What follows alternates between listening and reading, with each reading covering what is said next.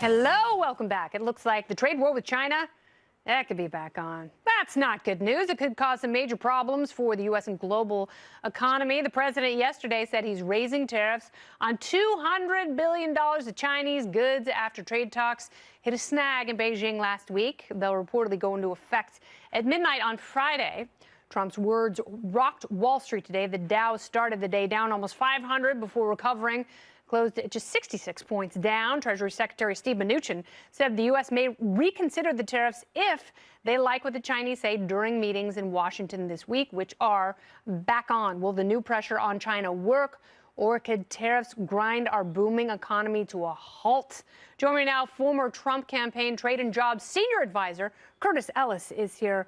So, Curtis, when did the wheels fall off the wagon in terms of some of these intellectual property theft issues with Beijing? It's when China reverted to form and started backtracking on all the promises they had made. That's right, because that had pretty much been settled in the talks. Yes, there were a lot of very substantive issues that it looked like they were settled. And then the Chinese started to renege and backtrack.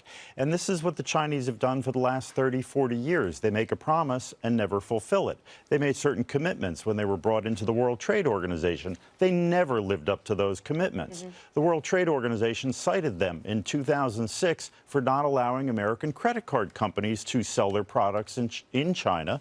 China said, okay, we'll allow that. To this day, they're still not allowed to do that. So when that happened, Ambassador Bob Lighthizer, our U.S. trade negotiator, the toughest guy on the block, he said, enough of this already. We've been jerked around long enough. These tariffs were supposed to go into effect on January 1st.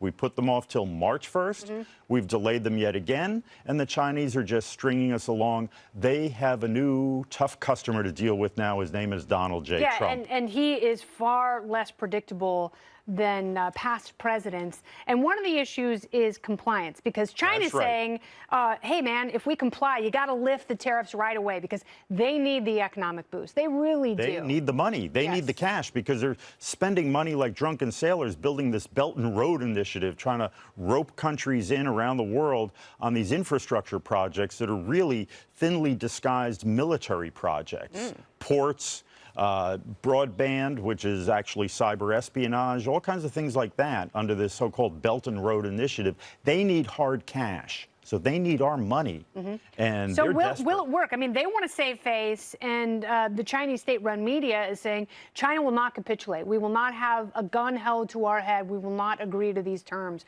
What gets them back to the table and gets the tariffs lifted? A dose of reality. When they realize that they need our money, that their economy is look, their economy is falling apart. They've been propped up by selling into the U.S. consumer market. And our transfer of wealth to them through the consumer market, as well as through their wholesale theft, is what has propped up this totalitarian regime. Now, if they want to have access to our market, they have to play by our rules of free market. Yeah, they can't just steal our stuff. I mean, I think that is so critically important, the IP theft. And I'm glad that this administration isn't bending on that one. We'll see what happens. Thank you so much. Good to see you, Curtis. Thank you.